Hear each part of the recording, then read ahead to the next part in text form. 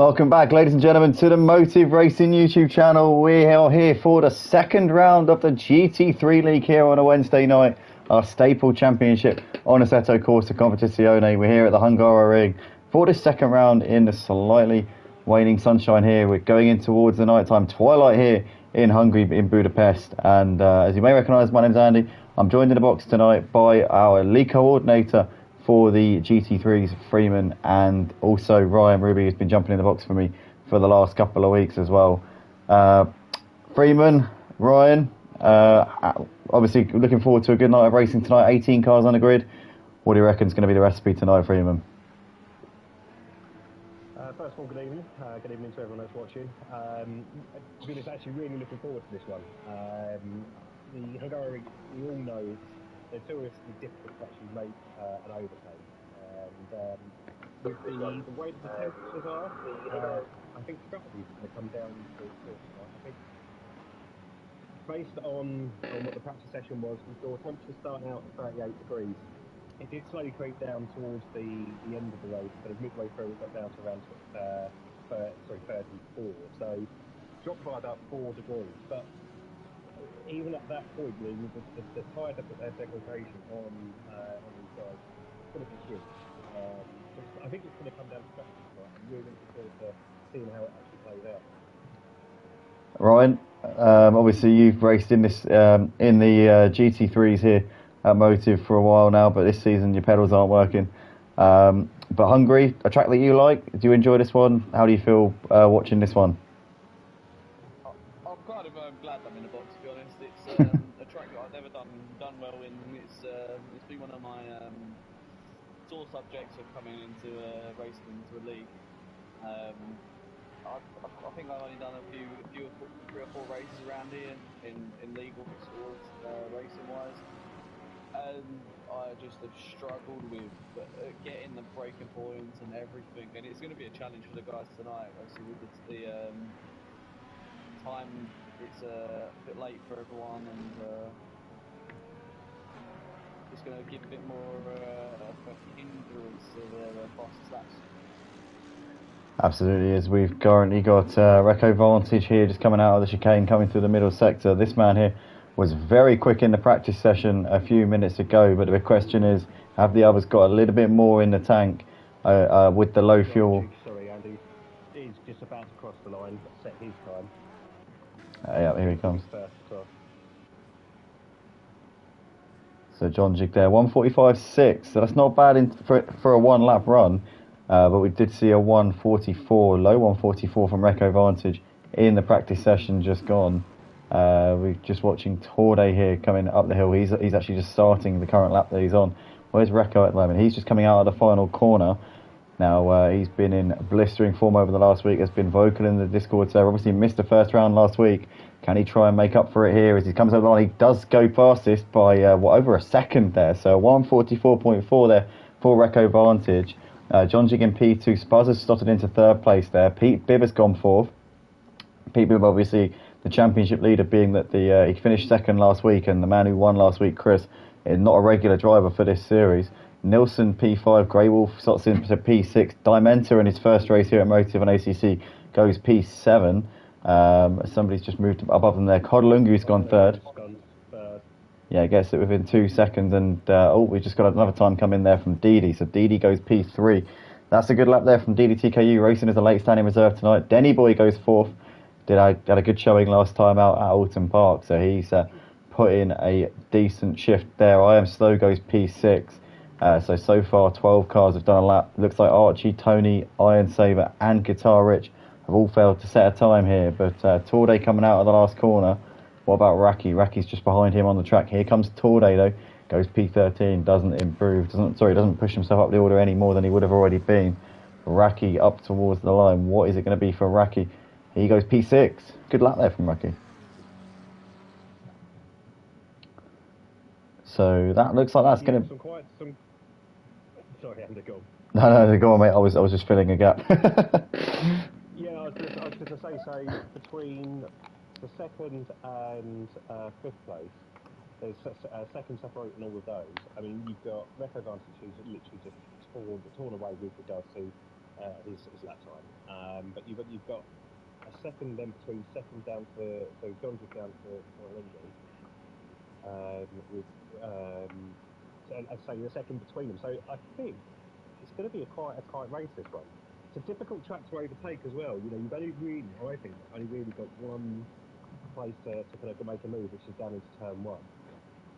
But even still with that, you don't get it right, and you end up kind of taking inside, and you only get alongside them. You're then on the outside for turn two. You've really got to be right, going in and trying to hold the outside to then take the inside again for turn three. So it's going to be a very interesting race, I think. These guys, I mean, I know there's a second between John Jig and Neco, but it's a lot closer than that in practice session as well. I think John Jig may have just been looking just to get a lap in rather than pushing it to its fullest. That's a good point, yeah, because John Jig just wants to make sure he's got track position here. He wants to be in a position where he can do something. Obviously, the littlest mistake around this Hungaroring circuit, it can compromise you on your one shot, and that's it. You know, you've got a lot of work to do. Starting at the back around a track like this really does put you in a very compromised position, as Iron Saber will be finding out over the next hour. P17 for this one, on his seasonal reappearance after missing last week at Alton Park, so he will be kicking himself with that one. Archie obviously out of position a bit. Tony Danjo had a really good showing last week for parts of it at Alton Park. Down in P16, didn't get a lap in. Guitar Rich as well. We saw Guitar Rich on pole last week at Alton Park. Couldn't put it together this time around. Massive shame there for him. But we might be seeing him bringing it back through over the course of this race. But 40 people putting a lap in, so most of them were able to hold their nerve. We've currently got 6 people watching the stream right now. Guys, smash that like button if you can. Tell your friends we're live right now. Hopefully we can get a few more watching. We did go live at quite late notice here, so I understand that not everybody's going to have jumped on straight away. But yeah, hopefully we can have a bit more here watching us live here tonight at the Hungaroring, as we've got daytime conditions for this one. The tyre wear will be a lot higher over the course of this race than it was a few moments ago, obviously in the night time for the qualifying. But it's going to be tricky, hot conditions, as we all know. Europe's in the middle of a heat wave right now, although we're kind of on the tail end of it. So it's going to be really, really tricky for these drivers to keep it together over the course of the hour. But what do you reckon, Freeman? Obviously, setting the lobby up, setting the server up for this one. Are we expecting heavy tyre wear? Are we expecting some pit stops and tyre changes? Yeah, I personally, if it was myself, Hungaroring is notorious for being heavy on tyre wear anyway, regardless of the conditions. I think even more so with the heat we've got. Personally, I definitely would look to slow tyres, and with that, there was actually some chat during the week with regards to strategy, and Jazzman himself kind of turned around and said he would look to do half fuel as well. So rather than kind of looking just to do a quick stop and go in the pit stops, he would actually look to do half race week, only would add an extra 5 seconds if you're changing tyres anyway. Right, so it's probably worth doing, isn't it? Just you know, for the amount of time that you gain from doing it, it makes sense. It's going to be, it would help the tyres as well if you're carrying less of a load, so the tyres won't wear as much. Itself. So that's why I say I do think this is going to come down to strategy. I think it's going to be whoever plays it right. Personally, I think I'd give John Jig an outside chance for this. I think he will kind of end up being coming home taking this win. Reco Vantage, we know he's got the pace, but we've also seen that Reco Vantage does make errors during the race. So to that, my personal bet would be on John Jig tonight. Well, Reco Vantage setting a blistering pace there in the qualifying, as he did in the practice session as well. So we're expecting big things from him tonight, as it's his first race of the season. He'll be wanting to make up for the no points that he got last week at Alton Park. With the absence of Jazzman, Reco Vantage, though, looking in imperious form, and hopefully, for the sake of us viewers here, he's not going to do what Jazzman did last season and absolutely rip everyone apart. But here we are, we're just putting off for the grid to get going for this formation lap. And we'll be doing a lap at slow speed here up this Hungaroring circuit, and then once we get round to the line we'll be officially green for this second round of the season. 18 cars here tonight. A couple of drivers didn't inform us that they weren't coming. Snooky and Tibbs here didn't let us know they weren't coming, so they are AWOL, so they'll be going on to the reserve list after tonight. So Guys, if you are watching, if you're interested in joining, please do sign up. If you can join the Discord server or go to www.motiveracing.com. We have now got 2 seats on the grid if you fancy getting involved with the leagues. But yeah, it's going to be a very tricky, evening in real time, afternoon in game time. So yeah, it's going to be an exciting one here for us to watch. John Jig, as you said before, your pick for tonight, Freeman, you're putting your money on him. He was the winner at Silverstone, actually, in last season's changeable conditions that we saw. I think it was round 3 or round 4 of the season. Last season was Silverstone. And he took what was actually a surprise win at the time. We weren't really expecting it. Jazzman had a bit of a poor race. And John Jig ended up winning, I think, by about 40-odd seconds. So it was a superb showing from him. Can he do a similar job here tonight in the dry conditions at Hungary? Let us know in the comments, guys. Sorry, that was the one that Ryan was involved in, wasn't it? The epic race. Yes, that was Ryan's comeback. Yeah. Ryan's comeback through the pack, yeah. He had a shaky start to the race and brought himself up to second, I think it was. Ryan, was it? As it would appear that we've just temporarily lost Ryan here in the commentary box. I don't know if he's just sharing the stream or whether he's gone to eat some dinner or something. My mic was half muted. Oh, Ryan. Yeah, it was a race that I think I finished 4th in. I was on par to get, I think, 2nd or 3rd, and I made the ball with going with the wrong tyres, starting on the dries and finishing on the wet, so it was the other way round. That was right, yes. Yeah. I think I started on the wets, and say like John Jig, he started on the opposite tyre, which was in the dry tyre, and yeah, he was just able to. That was dries all the way, mate. Strategy. That race was dries all the way, but it was a tricky one because the rain was getting heavier. The rain was getting a little bit heavier. Yeah, it was an eventful race. Getting crashed out by yourself. I didn't touch you. There was no contact, mate. There was no contact. We never made any contact. You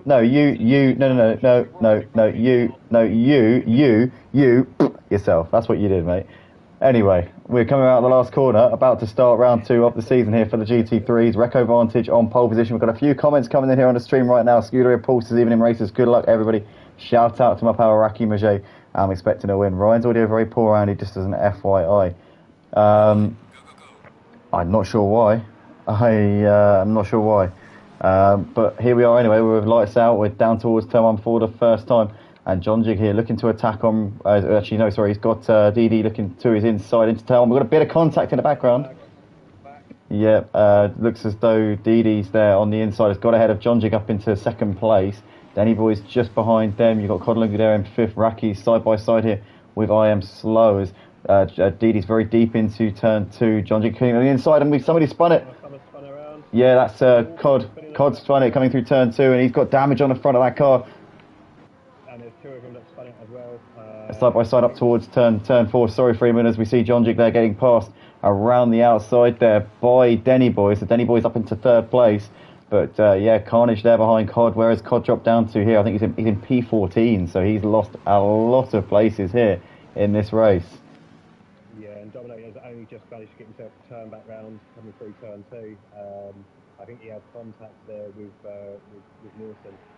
And just literally managed to get himself turned back round and start to go, so he's got a long way to catch up with the guys now. Yeah, as Reko's now opened up a 2-second gap, so he's flying here on his first lap. DD there in 2nd, ahead of Danny, followed by John Jig. Spuzz there in 5th. I Am Slow, followed by Raki. You've got Tony Danjo, followed by Windsor, Grey Wolf, Iron Saber on the back of Grey Wolf. What a start from Iron Saber. Started P17 in this race, and he is now into 11th place. As somebody's ever so wide there, coming back onto the track. And we're not 100% sure who that was at the moment, but I think it might have... I don't know, actually. I don't know who it was, to be honest. But a lot of new drivers here this week. Obviously, after last week, we only had a few in the lobby, or in the server, shall I say. So at the moment, we've got quite a few new faces who we're not quite used to seeing at this point. But it's Reco leading by 3.6 ahead of Denny. Denny there running in 3rd place. John Jig is on the back of Denny coming down towards turn 1. He's a little bit too far back to Sem 1 at the moment. Spuzz there in 5th, followed by I Am Slow. You've got Tony Danjo ahead of Raki there in 8th. Bit of a gap back to Windsor running in 9th place. When we've got side-by-side action here as Cod has got Guitar Rich sizing him up into turn 1. Guitar Rich is a little bit too far back. He's also got Iron Saber looking around his outside. Guitar Rich trying to get the cut back though, as Grey Wolf struggling there on the exit of turn 1. And I think that Cod's made the move there on Grey Wolf up towards turn 2. On the outside, Grey Wolf's looking down the back on the inside. Oh, Grey Wolf pushes him wide. That will allow Guitar Rich to, I think, just squeeze past both of them there. Guitar Rich making the double overtake. Cod's still there on the inside. Though, as Grey Wolf is really struggling here. It looks like he's got a bit of damage. And that looks like it's going to be Cod getting back ahead of him. Sorry, not Cod, sorry. Iron Saber there moving through. Iron Saber and Codlinga were side by side, but I think Iron Saber's made that move up into 11th. Yeah, Codlinga's really struggling. He's got a huge amount of damage on his car. I mean, if it was me, I would probably look to come and hit and repair that because the bonnet is shaking.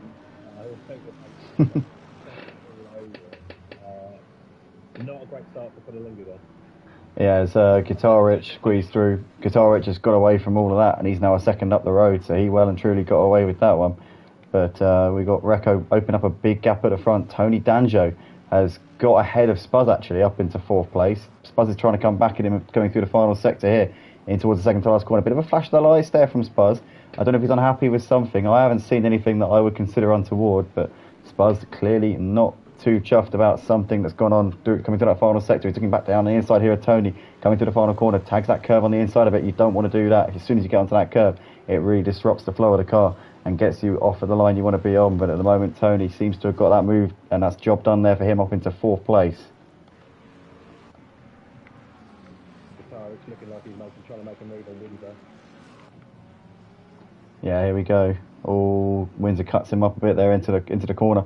Look at this, Iron Saber looking for a late move, as Cod is still trying to defend from Archie. Archie's closed up onto the back of him. Grey Wolf is dropping off for these guys as well. Torde, Nielsen, there's Dimenta, and Pete Bibb is in the pits at the moment, so he's clearly got a bit of damage, which he's had to come in and get sorted out. Spuzz still on the back of Tony. Contact between Cod and Archie. What happened? Codlinga, I think, just tapped the back of Archie. They've both lost a couple of positions there. Oh no. I'm just going to quickly zoom back in the replay. Just following up on the incidents on the start. It was the contact we saw going into T1 was Windsor and Grey Wolf. Grey Wolf was trying to make a move on one of the upper levels. I just didn't see Windsor there. Just cut across Windsor's front end. And then the incident through turn 3, if you want to call it. Dennis looked like he just backed off slightly, and then that made Pod run into the back of him, and then it was just a nudge from one of the other cars. Pete Bibb out of the pits, so he's got his damage fixed and is now off and our way once again. Raki seems to be falling off the back of Spuzz. Spuzz is really closing back up onto the rear end of Tony Danjo though.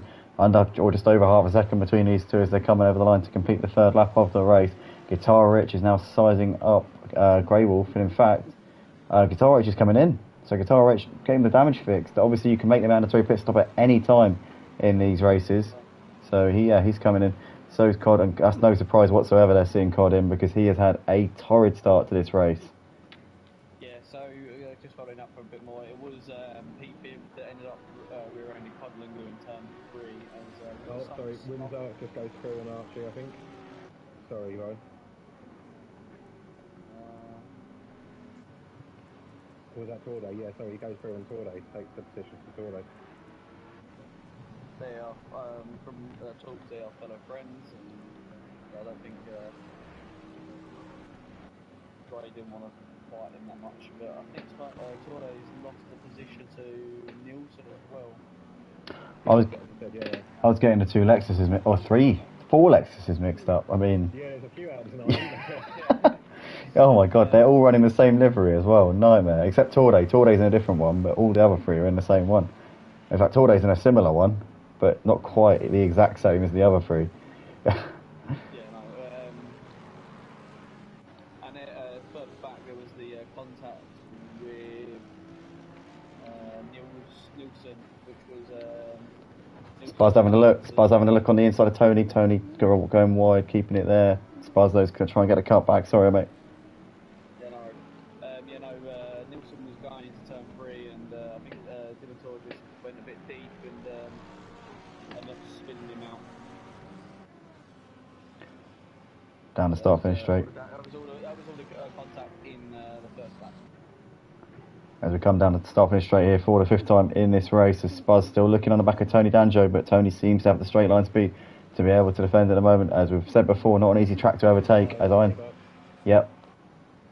Here we go. Oh, flash the lights here from Iron Saber. Oh no! Oh, that looked like that was a formality there. Iron Saber was flashing his lights, and Windsor there, as he tried to come across to move across, I think, to try and squeeze him. They made contact, and Iron Saber looked like he was already a bit frustrated about something. Was that maybe a little bit of the two just trying to get in each other's heads and maybe coming across on each other? It's hard to see from that point of view, but just going to have a quick look at the replay. And it's not what you want to see though either way. I mean, it's not been the best of starts from the back of the pack. The front lot have all got away from each other and sort of separated a little bit, but the rest that are fighting, they've got to be smarter with regards to what they're doing. You know, you're not going to win the race in the first few laps. As we spoke about at the start, you know, there's only really one real place to kind of make a move, unless they give you an opportunity. I don't know. It's just the guys don't seem to. They want to seem to just try and get past as quickly as they possibly can. I'm not sure what happened on that. That was down the straight as well. So I think we have to wait for Ryan to kind of look at the replay of that. Just looking at the replay, Windsor doesn't turn his wheel at all. That was they were both keeping their wheel straight. That was just quickly coming to something. Nielsen's just made the move on Grey Wolf. Nielsen's just made the move on Grey Wolf up into P9. As we're watching the battle of the Lexus is still raging on between Torday and Archie at the moment. But Nielsen now in the top, 9th place. He's about 4 seconds behind Iron Saber, who himself is climbing up the pack. Tony Danjo's been passed by Spuz. Spuz has got ahead of Tony Danjo up into 4th place as well. As he's opened the door for Rocky now to make a move into P5. Currently at the moment as well, Recco and John Jig are the only ones to have set up a lap time within 45. It would have been the 1 more minute 45. John Jig will be aching to get ahead of Didi. Obviously, Recco opened up that gap quite early on. John Jig now starting to get into his element a little bit. He dropped down to P4 in the first couple of laps, struggled to get into the rhythm, but seems to be finding it now. But he'll be looking at that 8-second gap and thinking, why did I allow that to happen? I think at this point. Yeah, definitely. I think the only thing that's going to play into his advantage as well is that the Porsche is quite bad on tyre wear compared to the Lamborghini. So it might be that he can do a bit of a longer stint than what Recco can do on the same set of tyres. Well, try and push for the end. Yeah, I think you're right. I think Didi is keep the gap between Recco and Didi, by the way, is just staying at around 6 seconds. But John Jig, we gained a bit on Didi and actually was quicker than Recco coming through that previous sector there. Keeping an eye on the times, looks as though the gap between Recco and John Jig is staying at around 7 seconds, despite John Jig being stuck behind Didi. So, like you say, maybe John Jig's got a little bit more potential to do a long stint. Again, the fuel loads in this one could make a massive difference because, as we said before, we know that half tanking it gives you a much quicker pace in that first stint. So it's definitely going to be one to watch, and we don't know what fuel these guys are running until, obviously, unless we can watch their streams or unless they tell us afterwards, we don't know until we see the race panning out in the final stint. So it's just about really not, we're just kind of guessing at this point. But it makes it more exciting for us, I think, not knowing 100% what people are doing, what their plans are in this race. And it just keeps us guessing, keeps us entertained, and that's what we want to see is Racky's on the back of Tony Danjo here. As these two are batting out of 5th and 6th places, John Jig's still on the back of Didi, but still can't seem to find a way through, despite the fact that I think, to the naked eye, he's quite clearly quicker at this point. Absolutely. Apologies as well for the slight barking that you might have heard. It was a phantom person at my front door. Barking at, so. But yeah, John Jiggers really has to do DD. Really needs to get past him pretty quick because the time now has gone down to 7.3. So he's definitely losing time being stuck behind him. We've also got Arthur as well. He's passing in the back of Toro. Both in the electric as well. So there's no real advantage on straight line speed. It's not a good colour in the corner. And as we've already said a couple of times now, the only corner really doing it is going to be in turn one, but if he's not got the straight line speed to be able to get position, it's going to be difficult for him.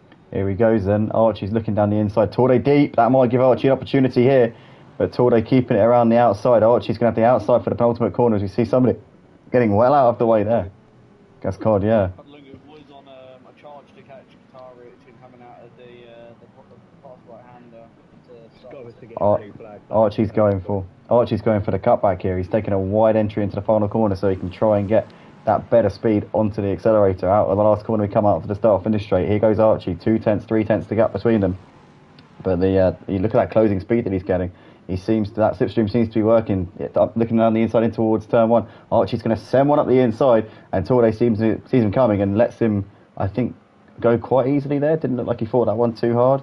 That's Archie up into P12. Yeah, I think with Torde, he's a keen driver. He really wants to learn. His second season with us, and he's kind of on leaps and bounds. He's doing something for T2.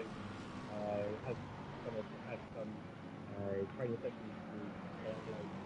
He's come on leaps and bounds, but I think with him, he's happy to hold position as best he can. If someone actually then makes the move, looks out the inside, I think he does so anyway. I think he'd rather carry on with the race rather than trying to wreck his and somebody else's.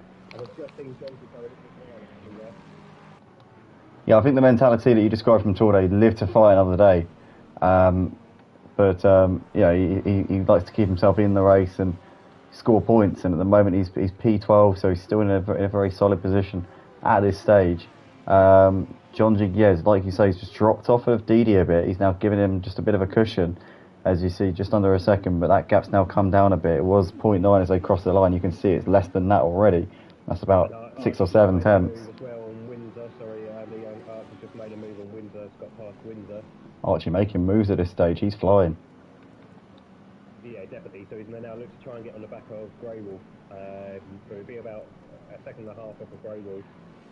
And then he'll be looking to get this to the top 10, or sorry, top 9. So, yeah, he's definitely looking to make moves. You've also got Racky as well, all over the back of Tony at the moment as well. Yeah, the Racky's been sat there for a little while. He's a clever and he's a patient driver, is Racky. I know this from the F1 League. He's a former Constructors champion in the F1 League alongside his son Joe on a Friday night. They won the title a couple of seasons ago in the Red Bull. They came up second best last season to the Alpines of Magfire and Rednas, but they are very, very quick in the Red Bulls, and Racky knows how to score points and consistently as well.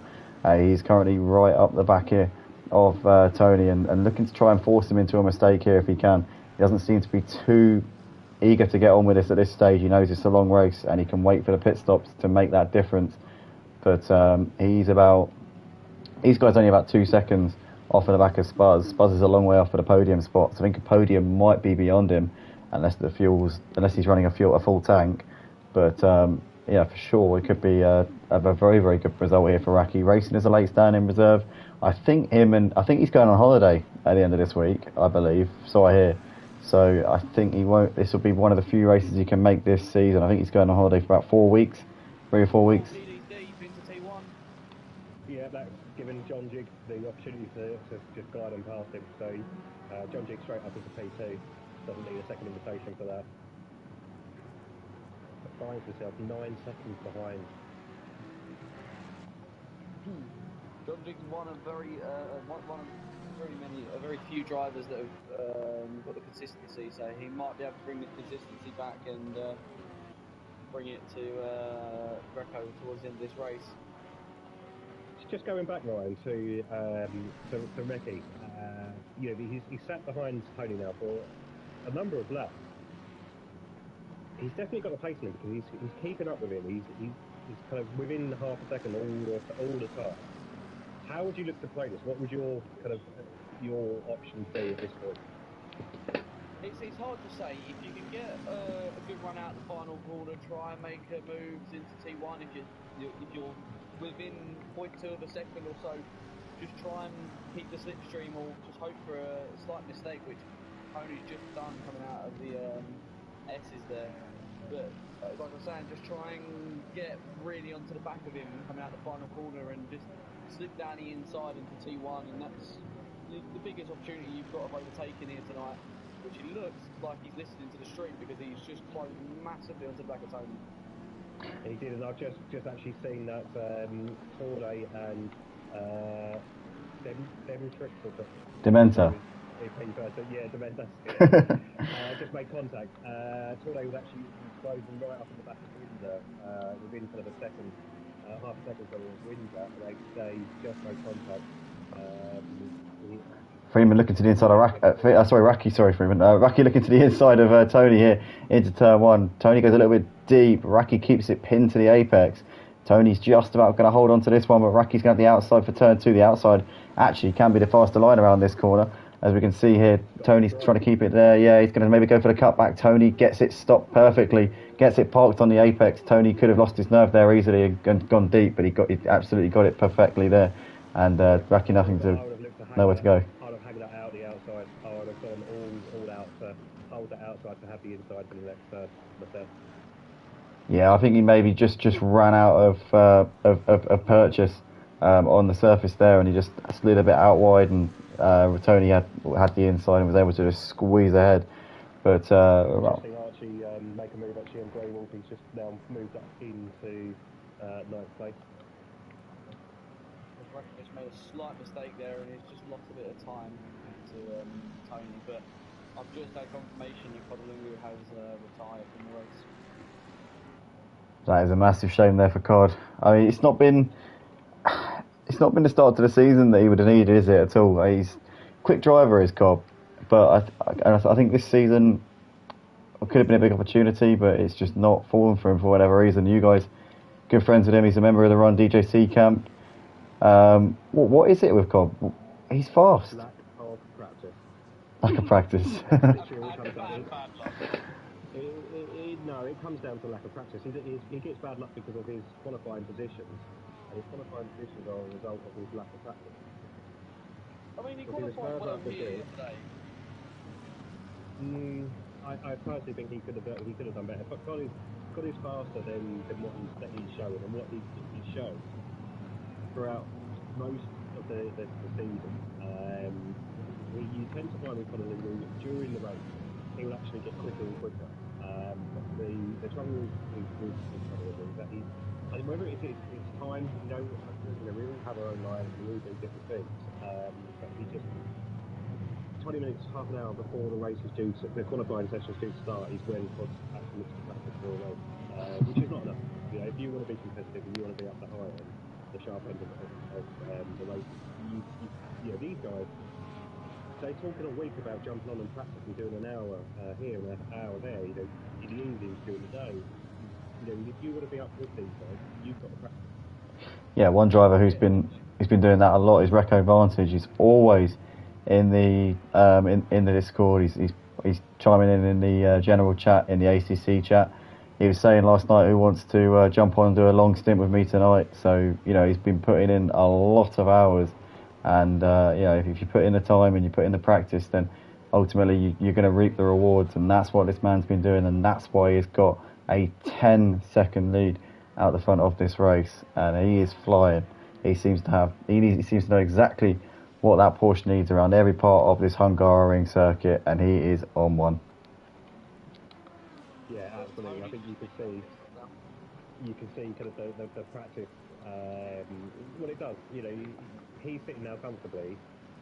Although John Chig he's another one who will put in the time and will put in the practice, and he's actually closing that gap. So it was 10 seconds. He's now down to 9.7. So it's not home and dry yet for him. No, I agree. I think that John Chig's got something that he could offer to Reco, but I reckon it would need either Reco to make a mistake, or if he's half tanked it, then maybe John Chig will come into it. If John Chig has full tanked it, But you know, he's going to keep Recco on his toes. But I can't see him overhauling that 10-second gap. I'd love to be proven wrong. I would love to. I'd love to see a battle for this win, but I just can't see it happening at this point. But as I say, I'd love to be proved wrong. So yeah, that could be the commentator's curse on Recco. You never know. I could have just put the commentator's curse on our race leader there. Well, I put it on John Jig by saying that I think he was going to win it. So. Yeah. Well, yeah. I didn't say we were going to win it. Sorry.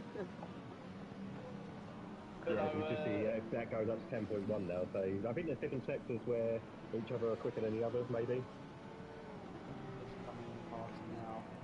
Let's be no. So Tony's just done his pit stop. He's come out from in front of. I don't know how it is. I think it's a lap car. It is a lap car, but the next car is unsafe. It's Denny Boy. It is Denny Boy behind him, but John Jig's now got into the pit. John Jig is in. Is it going to be a quick stop or is it going to be a long stop for him? Yeah, we'll probably be able to get some idea of whether he's full tanked it or not, whether he changes tyres. The thing is, if you do half tank it, you might as well change tyres. Yeah, 100%. So he's into the box now. Is he going to slow up and down? He's taking a little bit longer than I would expect, so it looks like he's going to be doing a bit of fuel, maybe tyres. Yeah, he's definitely doing something there, isn't he? Fuel and tyres, I reckon. So he did probably half tank it by the looks of it. And that means that Recco advantage once again. I think that's adds a bit of probability to a Recco advantage win tonight. Spuzz was, 4 seconds behind Didi at the time. I think he's got P3 in the bag, unless Raki can reel him in. Get out now, here we go. He's just dropped. He's coming out now. Is he going to get out ahead?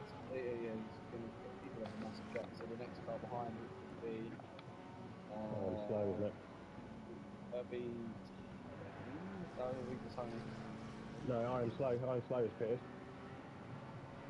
I'm slow, yeah. He's ahead. He's ahead of John Jig. He's jumped John Jig in the pit lane.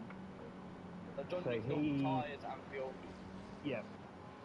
I'm slow, just done a quick quick up and down drop. And Recco advantage and Didi are staying out. Spuzz as well. It's going to be good to see if Raki can close in onto Spuzz here and when he does this pit stop, if he's going to jump ahead of Tony or not. So John Jig is now 13 seconds or so behind I Am Slow. But he would have spent, I reckon that I Am Slow would have probably spent about 25 seconds less in the pit stop than what John Jig did. Not more. If it was just literally a case of not even a splash and dash, if it was just an up and down, you're talking a second and a half in the pit. Just jump in, boys. Tordo's just had a little bit of a battle with John Jig and he just left for it. So that's John Jig one place away from I Am Slow now. Yeah, he's got Windsor, but he's not really in a battle. Windsor will be within his rights to defend if John Jig can then catch up to him. Well within his rights to defend, but pick your battles. It's not in a battle with John Jig. I would think that Windsor would probably be looking to bring it in for his pit stop before John Jig gets onto him. I would have thought. I mean, just looking from that final sector where John Jig did slow down a little bit, where he was battling Tordo, he still gained about 8/10 of a second on Windsor there. Got a bit of a battle at the back with Paypib and Nielsen. Oh, we got a car facing backwards on the last corner, which is Denny. Yeah, so you see Paypib and Nielsen, they're just coming through. Denny having a torrid night tonight. Not quite as bad as Cod's had, but it's a surprise because Denny was reasonably strong last week at Alton Park, but this time around it seems to have all gone wrong for him. The gap between I'm Slow and John Jig has closed down a second already. So it's now 12 seconds between. It's to be expected though. John Jig's on fresh tyres, so he'll be gaining silly amounts of time on him at this point. But that gap between John Jig and Windsor is closing rapidly. Yeah, Nilsson's still keeping Pete Bibb under the cosh a little bit as well. Didi's still got a gap at around 4 seconds, just under 4 seconds to Spuzz, so that's not actually going up that much. Quite a bit, though. Spuzz is gaining. Yeah, Spuzz is gaining, Didi's losing to Recco. So Spuzz could be fancying a podium here, potentially. Raki's only, what, 6 seconds off of the back of Spuzz. Raki's gaining on Spuzz, Spuzz is gaining on Didi. So Raki only 10 seconds off of a net podium here. I mean, I don't want to like curse him or anything, but I'm fancying Raki potentially as a podium finisher here. I don't know, we'll have to wait and see, but I don't want to be cursing him as I say, but he's looking good. Nilsson's still on the back of Pete Bibb, still can't find a way through. Pete Bibb not having the race he had last week at Alton Park, came into this as the championship leader. He's not going to be any more after this. Obviously, when I say championship leader, he didn't win last week's race, but Chris is a reserve for the championship. So, officially, Pete Bibb is the championship leader. But the race just settling down a bit now. Not too much happening at this point. Whilst we wait for the pit stops to be said and done. Once they've all got their pit stops done and out of the way, we'll have more of an idea of where they stand in this race. Alright, so there we go. We've got a bit more of a clear time with John Jig. So we've got 11.2 and John Jig's at iron slow. We need to keep an eye on when the top guys look to come in as well and see where they look to come out. Yeah, as Nilsson still can't get through on Pete Bibb at the moment. He's still just looking for a way through. That's he's just chucked a load of time out on I'm slow there. He's gained 1.4 seconds in that one sector. Yeah, the gap under 10 seconds now between I'm slow and John Jig. But Spuzz is also gaining on Didi. He gained about a second over the last lap, so Spuzz is really on a bit of a charge here. Bit of a a lot of time being gained. I wonder if the tyres, literally now dead on halfway through the race. If those tyres, because as I mentioned, the race buzzes in the Porsche as well. I mentioned earlier that the Porsche, I drove a season in it with on the PC, and to be honest, within the first 10-15 minutes, you notice that the tyres go off. For John Jig. Pretty quick. We are at the halfway mark, still a long way to go. So I wonder if he's thinking that maybe he's just not been able to manage his tyres as well as Spuzz, and there might be times for him to come in. We did see him go deep earlier on in turn 1. Doesn't look to come in though. Spuzz is coming in. Is Racky going to follow him in? That's the question. Yes, he is. Yeah, these two splitting it in half. See where these two come out. These two splitting the race into two halves essentially, coming in exactly at the halfway point. Just watching that from the helicopter cam, it looked like Spuzz stopped the pit lane line. I think he was running a bit too much speed. So Racky might be able to gain a bit of time on him if they're doing the same strategy. Recco Vantage is staying out beyond the halfway point. I have a funny feeling that Recco Vantage is going to try and play this one as long as he can.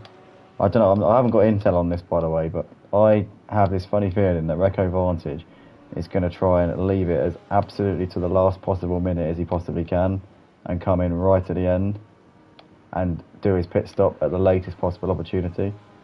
I don't know why. No one's told me this, but I think that's what he's going to do. A risky strategy because you don't really know where you are in actual race kind of terms. Yes, he's got the lead, and he's had the lead from the start of the race, but he doesn't know how long or how much of a lead he's going to have when he comes out. If he comes out within say 5-10 minutes left of the race. Right. Yeah. Racky has just jumped Spuzz by a large amount of time. But did he? The question is, did he actually change tyres, or did he half tank? Or did he? I think he just done half tank, done 2 half tanks for this. But John Jig is in front of them, isn't he? Because their pit stops were. Sorry, mate. I was going to say, John Jig has just found himself just in front of Raki. So Raki's come out just behind John Jig. Yeah, Graki has gained a huge amount of time here. He's come from pretty much not in the reckoning to now kind of in a net podium spot here. But the thing is, though, Raki, I think it's unlikely that he would have changed tyres. Raki's been driving with damage also since the start. He has not fixed that damage. You can see that McLaren's still got a bit of a dent on the front. So, I mean, it's been working for him. He still had the pace regardless, but it would have been affecting his performance a little bit. But as you can see, clearly his pit stop was by a long way the quickest. So he's been in and out, no messing around. And, but yeah, I don't know whether he's going to have any pace here. John Jig's just kind of breezed past him and is already 2 seconds up the road. So Reko's just gone straight through the chicane, so he's running high on track warnings possibly. yeah, obviously we all know the system on ACC. You do get 3 warnings when you when you do track limits. So obviously the first one, it's like you might want to stop. Oh, sorry, mate, go on. Sorry, I was going to say, just looking at the lap times. So Reko's last lap was a 46 dead, pretty much. John Jig's last lap was a 45.6. But he's closing. I'm going to see if Ray's going to try and let him through here. So on this ACC penalty system, basically, once you get to 3 warnings, you have to start behaving yourself. So it's like, basically the stewards will be like, you've been a bit of a naughty boy here, but if you stop now, then it's okay. So if you stop once you've got those 3 warnings, then you don't get a penalty. But if you're really silly and you do a cheat or a corner cut, or after you got the 3 warnings, then you get a big penalty, and it's like, right, coming for a drive-through. You also get it as well. So if you. But as long as you don't do anything naughty after you've been given your final warning, you're okay. Even if you've got no warnings, if you do a huge cut on the chicane and gain a huge amount of time, it will give you an instant drive-through. Yeah, of course. If you do like a mass, if you absolutely take, if you take the piss, then of course. Yeah. Didi in the pits. Now in the pits, yeah. It'll be good to see where he comes out relevant to. But the relatively low level corner cuts, you tend to just get warnings, and it's like, well, yeah, it's all right. Just don't do it again, kind of thing. Right, so Didi's not moved just yet, and we've got John Jig coming up to the final corner. Right, Didi's down, he's away, John Jig's on the straight. This is going to be tight. I think John Jig will do it. Yeah, he is. It's going to be close for Raki and Spurs to defend from Didi now. Can Didi get out ahead of Spurs here? It's going to be close. It's going to be side by side. Oh, he's just got it. Spurs will have the warmer tyres though. Didi's going to struggle for the first sector here. He might struggle through these next few corners. Torde is into the pit lane now.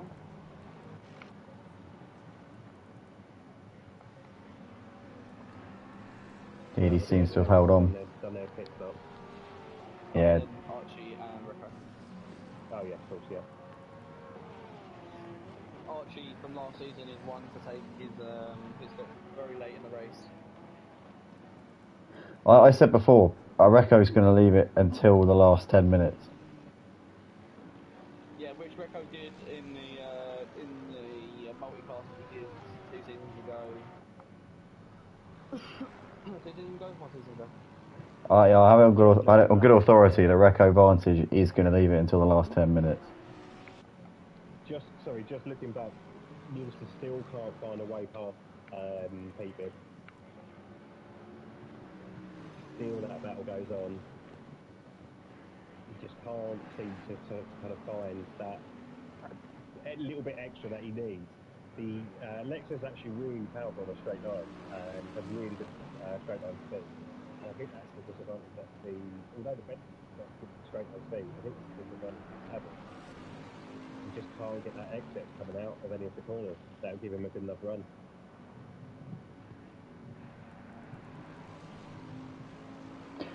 Yeah, he doesn't seem to have anything in that car that propels him past it. But P-Bib at the moment, P10 in this race, will score a decent haul of points, but not what you'd have wanted after last week's showing at Alton.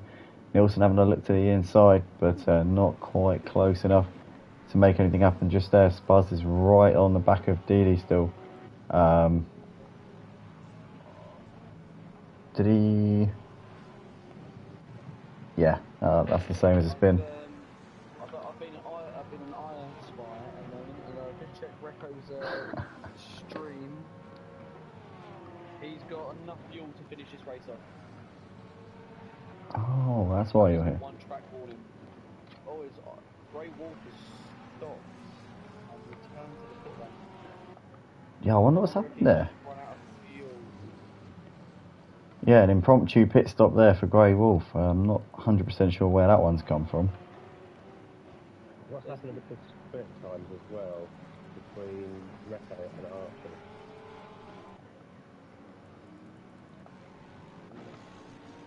John Duke's literally now right on the back of Iron Slow, within a second now already, so I can't imagine that it will take him too long to get past, although he won't want to be Iron Slow's a bit deep. in there for too long. Yeah, John Duke having to tag that curb a bit, and that will slow you down, but he's around the outside, Iron Slow's letting past. Yeah, he's done it. Yeah, I think that's good driving from Iron Slow. We knew that he hasn't got the pace over him. I kind of made it a little bit easy. I think Josh should have made it a little bit harder than it might be have been, but the move's done. We can now concentrate on trying to close that gap. Just as you were saying about the gap between Reco and Archie, it's 3/4 of a lap, so you won't be able to get any. Oh, Didi and Spuzz. Oh, Spuzz tags Didi in the rear and spins round. Spuzz comes off worse. Sorry, guys, to jump in there. Didi had Spuzz looking down the inside into turn one, and Spuzz just, I think, went a bit ambitious. They tagged the inside, tagged the curve, and tagged Didi on the left of his car as well. And that just sent him round. He's lost a bit of time here. But Didi's still on the back of Raki, and Raki, I think, has really gone the wrong way about this, electing not to put tyres on. He doesn't seem to be struggling that much, and he's just trying to get past this lap traffic, which he's doing it on corners that is going to be a struggle for Didi to get past, and Didi had to battle. Just jumping in, just going to look at the score day, and Windsor, there's a huge gaggle of cars. It just looks like an absolute mess at the moment. Blue flags being waved everywhere, but these two are trying to battle it out as well for position. Yeah, that's what I was just looking at now with right, yeah.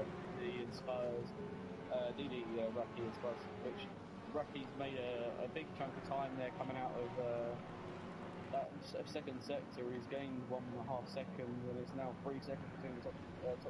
The only reason for that is because Didi's been stuck behind the back markers, but Didi's closing on Raki, and he's got a lot more tread on that.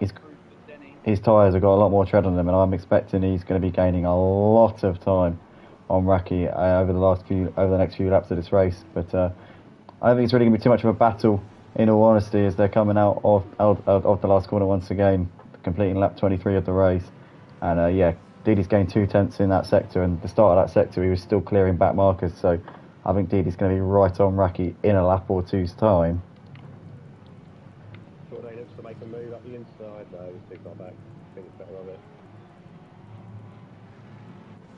So Raki's now in some clean air. Can he close into I'm Slow? Even on the times, are you able to check what the gap is? Time difference. Yep, give me a second. So Didi's last lap is a bit harsh because I think he was in traffic towards the 48. Yeah, Didi gained another 3 tenths on Raki coming through that first sector. Gap's down to one second dead. Well. So what was Raki's? They're both in the 48. I think we need to let it run another lap, and we can have a look and see what their times are. I think they both got caught up in traffic. Iron Saber's just gained quite a bit of time here on Tony Danjo as he goes wide onto the grass there. But he seems to be picking up and making a few gains in the last part of this, well, I say last third of the race. All over the back of Raki here now. Yeah, surprisingly with Iron Saber as well. Last season, he's good showing, he had some good results.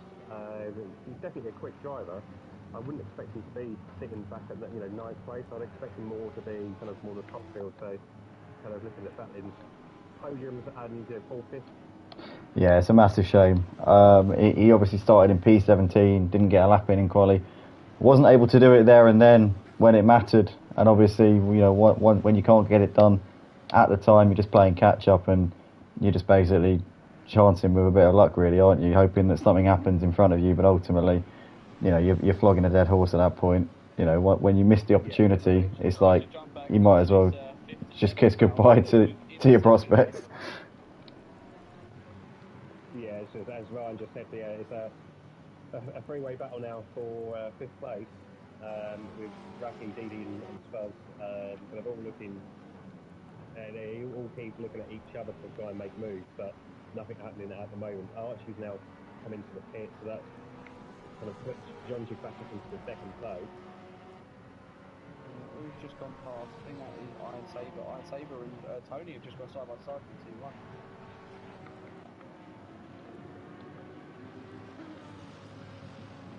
Archie now going to be behind Nielsen. Yeah, so Reco Advantage does do a splash and dash like you're saying, Andy. He's at 100% got this, because at the moment, there's almost 3/4 of a lap between them. I've said before, Reco will be leaving it until the last 10 minutes to come in, and I it's not like I know it, but yeah. But currently Didi on the back of Raki still. Yeah. Yeah, and Spurs is just having a look, nothing doing. But these guys are about 7 seconds behind I Am Slow. I Am Slow, really the big winner. Yeah, but this would be playing into their favour, into his favour. The things like battling out the way they are. The thing is, though, his tyres, are they going to hold out? That's the big question. If these keep carrying on with their battles the way that they are, it's not going to matter if his tyres can finish the race or not. He just needs to get across the line, and he should be okay. But then looks like Didi just getting away with it a little bit actually at the moment. Spuz looking down the inside of Raki. Raki's tyres are definitely going to be clinging on at this point, but Spuz is going for it. 100%. Yeah, he's got that move done, although... No, Raki's there. Thing is, Spuz had the traction, Raki had the positioning, and he goes down the inside, and once again Raki just being the thorn in the side for Spuz, and Spuz losing time to Didi as Didi rides off into the sunset. Oh, Raki wide though. Spuz is going to get it done. Surely, you'd think. No, he's still there. He's round the outside. He's going to do it. He's going to do it. Yeah, preferred line around the outside through that corner. You do not want to be on the inside going through turn 4. That's job done there for Spuz, but he's lost 2 seconds to Didi being stuck behind Raki. Didi's got the gap down to under 6 seconds to I Am Slow.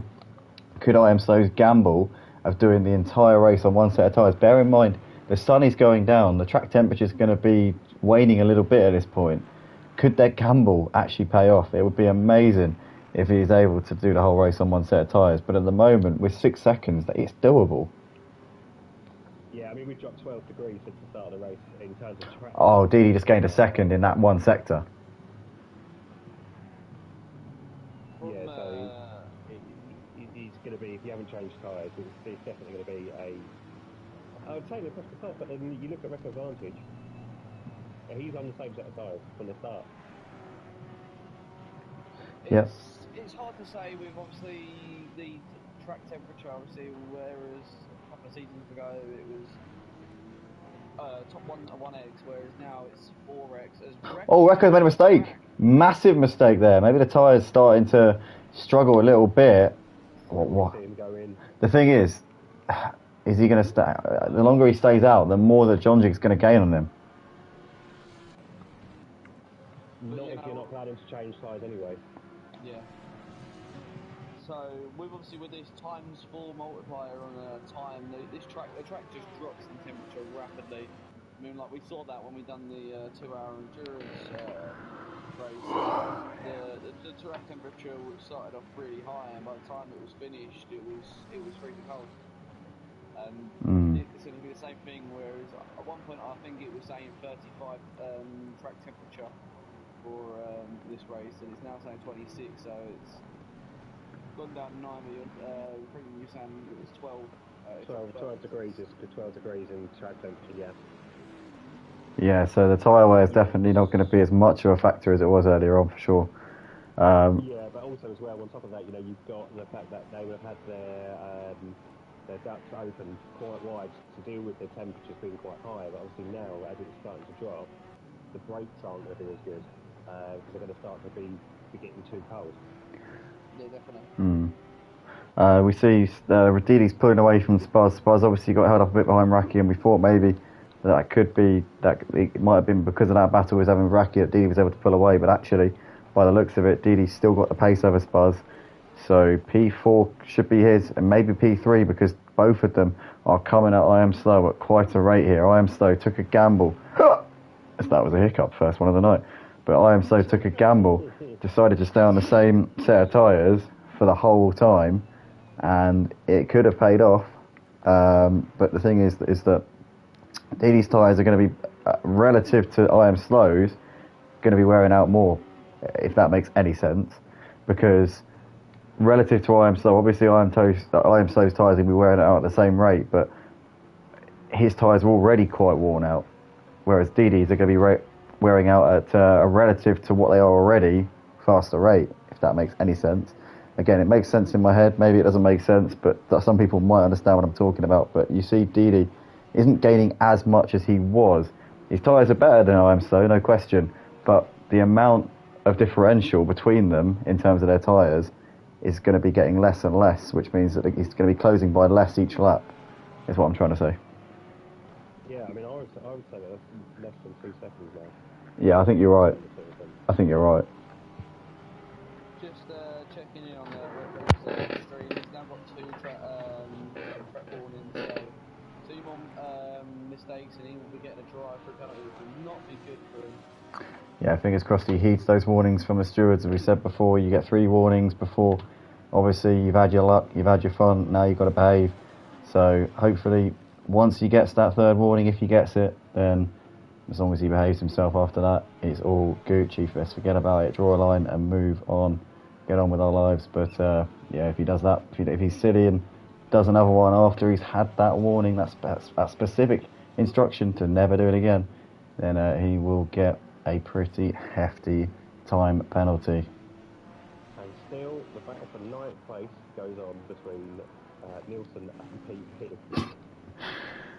Yeah, Nielsen still can't get ahead of him. It's Pete is either doing a fantastic job at then he's got a time penalty. No, not a time penalty, sorry, a drive-through. That's his 2nd one. Yeah. Someone's making a move Oh, somewhere. Didi's less than a second, sorry. Didi's less than a second now within I Am Slow. So I knew it was closer than the 2 seconds it was saying. Oh no, I was looking at John Jigger just lapping Mentor. And I thought it was an overtake proposition.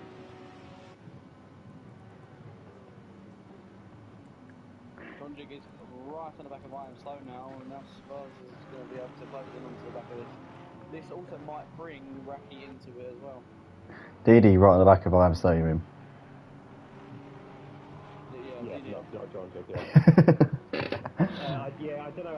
I think with Raki, he's definitely not done a tyre change, and I think that he's suffering. I think he made the wrong choice. I said it would come down to strategy, and I think he has made the wrong choice in not changing tyres. As Denny decides not to come in and serve that drive-through straight away, so he's keeping it out there. You see there on the right-hand side, Guitar Rich just picking a lap on him. I don't know if the Porsche's going to have the straight line speed down start finish.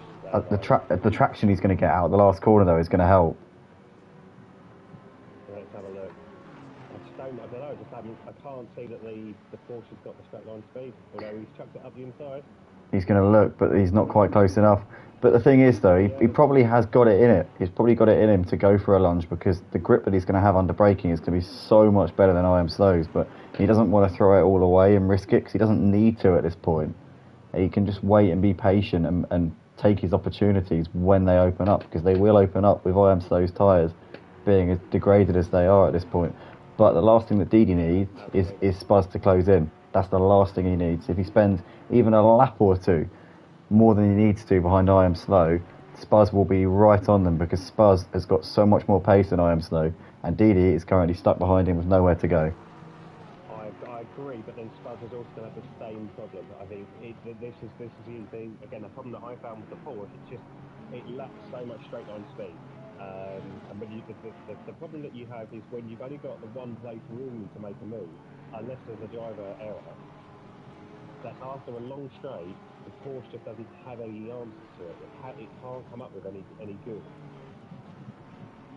And it's all about the exit. I mean, you can see he's all over the back of the surely he's going to send one here. You've got to think he would go for it. No. Again, I am so. Wednesday GT driver, he's patient. He's looking for biding his time. We're taught the proper way at Wednesday GT. He's doing a good job at the moment, is Didi, of not getting impatient. Because I tell you what, I would have sent it a long time ago, and it would have either gone great or terribly. There wouldn't have been. There's no two ways. There's no more than two ways about it. I would literally either going to be a complete disaster or a miraculous success. Oh, Reco's just gone off track coming out of the S's.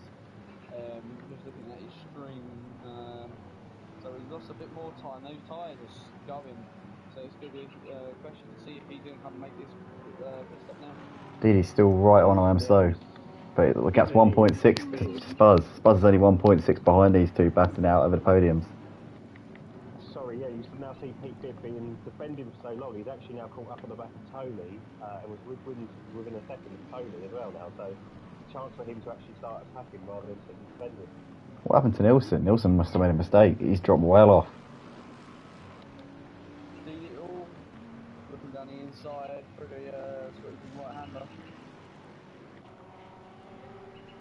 And this is the problem Dean's got. He's got to make the move during the turns which are not in the right place to potentially make the move, but he hasn't got a choice. He can't make that move down the start finish line if he hasn't got the pace to. Reco's coming in this lap. He's got his pit stop management on his screen. He requested his pit stop. He's going to be coming in at the end of this lap. Jonjic has been closing a hell of a lot.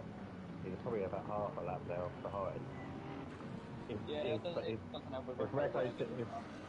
Reco's doing a splash and dash, not even that, I can't see Jonjic making that time up. Reco's got he's got 6 laps worth of fuel, and then 2 track. 5 minutes left, yeah, so he's not going to fuel. He's put a 1 litre in just so he can get that, but he's going to be in there for 4 seconds with damage as well. The fight for the podiums are definitely on. Yeah, IMSO is doing an absolutely magnificent job of keeping these guys behind. He's on worn-out tyres. Compared to these guys, both Didi and Spuz both put tyres on at the midway point in this race. IMSO has done 30 more minutes on his tyres. He's done about 17 more laps. Oh, still Didi almost caught the back of him, which is now given a chance for Spuz. Still nothing doing though. The thing is, Reco's got nothing to lose by staying out until the final lap because he's not changing tyres, so it's not going to make any difference. It's not like he's going to get extra grip or a faster car by changing by coming in early because he's not doing any changes to the car. He might as well just wait until the last minute and take his chances. The only thing is, he might have his patching up to the guys that were in front of him, which are Iron Saber and Torday. If he catches them at the wrong point, they might force him out to do another lap or make a slam on the brakes and go to the pit lane. Getting a bit frantic here for the podium.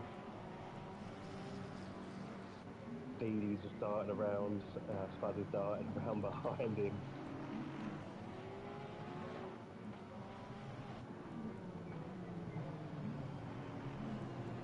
Yeah, it's looking pretty tight here, but it's going to go down to the wire nonetheless. Reco is still going around. I think he's going to wait until the last lap. I called it. I said it about the halfway mark in the race. I said, I know for a fact he's going to be waiting until the last few laps to come in. He's going to be leaving it till the last minute. He likes a late, long pit stop, just Reco Vantage, and he's keeping it out there for as long as he possibly can. I'm slow, Didi and Spud just coming up with a bit of traffic here, so this could make it a little bit interesting. Don't know who that is, Ferrari. This could help Imes though. Yeah, he's going to leave it till the last lap. Next time round he has to come in. He can't leave it any longer than this.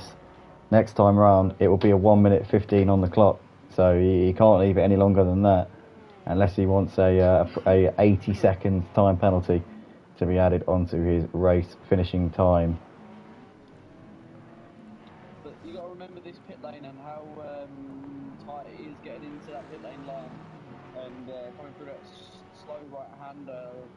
Georgie might be able to close up here. Oh, GD rattling over those curbs there, taking a lot more than the other two were. But I am slow. Actually, seems to be responding a bit to it. I know it sounds mad, but you know, considering he hasn't changed tyres, he's been on the same tyres the entire race, but he doesn't seem to actually be as much under pressure as he was. Saying that though, Didi's now close really right up onto him, coming through this middle sector. Into the final sector they come. This will be the penultimate lap of the race that they're about to go on to for them, as I am slow there. Just got Didi looking to the inside into the penultimate corner, but still a little bit too far back to send one. But I think Didi might go for it this time round into turn one. I think this might be his chance. It might be his best chance of the race so far. It all depends on what sort of exit I am slow gets. He keeps looking down that inside line to the final corner. Doesn't set him up for this. Just too far back every time. Yeah, you're right, Freeman. The Aston's just got the pace down the straight. It's got the legs on the Porsche. Now, Reco Vantage is coming into the final few corners of the penultimate lap. He's got to come in this time, otherwise he'll get a hefty penalty. And he is coming in. So yeah, he pulls off into the pit lane now. Now, John Jig is just coming through the middle part of the lap, so Reco should come out with... Yeah, Reco should come out with a pretty substantial gap, as all being well in the pit stops. So he's just made it onto the pit lane now. John Jig's coming through the S. It's going to be good to see where Reco comes up compared to John Jig. John Jig has been on the push for the last 25 minutes or so. I reckon it'd be about a 10 or 15 second gap. Yeah, I reckon it'd be... Do you reckon? Reco into the box now. Actually, maybe about a 10 second... I don't know. It's hard to know. He's not down. He's down. He's off. He's off. Yeah. He's definitely got this. It'd been pushed back. Oh, so I'm slow goes extremely wide. I think the gap's about 20 seconds between Reco and John Jig. So this man here... Three-way battle for the podium there for the first spot. You've also got a three-way battle for 8th place between Tony, Pete and Nielsen. He's just going down the inside of Tim Todd. There's a battle for 15th place as well. We're sticking with the podium battle right now because we've got I Am Slow still working miracles here, keeping Didi and Spuzz at bay. How is he doing this on tyres which has been on since the start? The other two both pitted and put tyres on at the midway point, but I Am Slow is putting an absolute masterclass here. Also keeping an eye on the timing board because we've got Reco Vantage who's just coming through the middle sector now, so he'll be probably going around the last corner in about 30 seconds.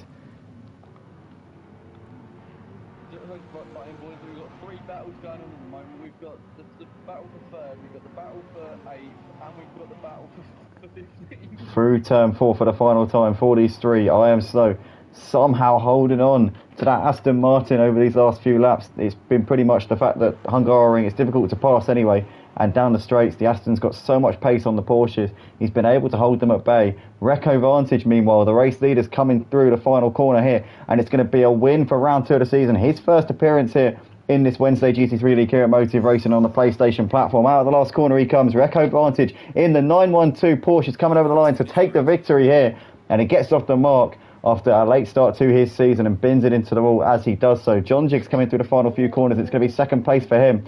I Am Slow is still holding on though. He just went very wide in that corner. It looks like he's going to just come away with... Oh, Didi might be past it. Didi's out of fuel. Didi's out of fuel. John Jig over the line takes P2 in this race. I Am Slow is given a bit of a walkover. Didi just let Spuzz through there. What was he doing? Yeah, I think he went off track, and had to yield the position. We might want to hop onto this battle for P8 here. They are twisting and turning through the. IMSO takes the podium spot, the final podium spot. Spars nabs Didi to 4th place. Didi comes over in 5th. Back to this battle, guys. 8th place here. Go on. There's a four-way battle for 8th now. Raki takes P6 in the race. Iron Saber a lonely P7 coming through the final few corners. Oh, Nilsson's looking very close on the back of Pete Bibb.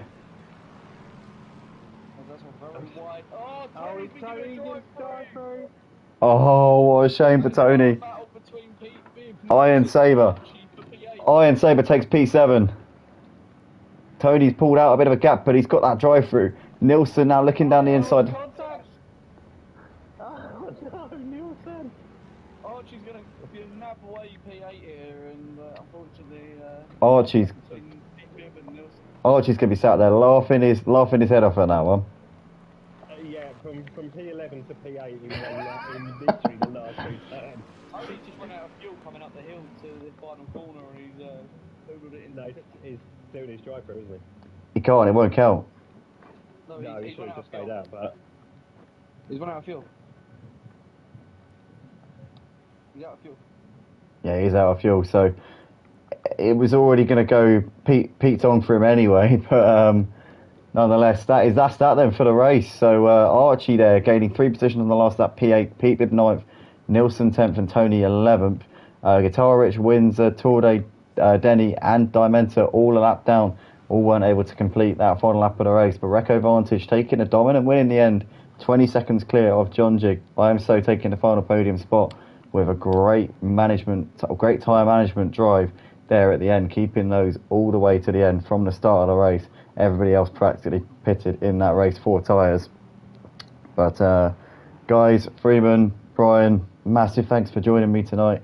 I've got to ask you guys who your driver of the day is for tonight. I'll come to you, Freeman, first. I'm going to go with I Am Slow. Out of nowhere, he get into the podium. We wasn't even speaking about him being in the podium positions halfway through the race. And to hang on to the end, holding the 2 guys off of him. He's definitely quicker than him on the latter part of the stages. Yeah, he's my driver of the day.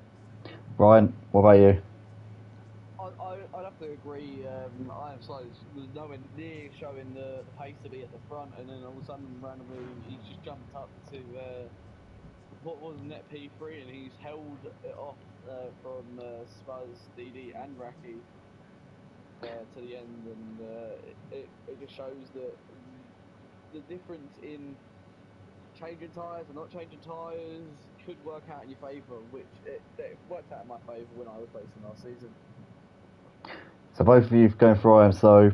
I've got to say, big shout out to Raki for jumping in as a late standing tonight. Also Didi as well.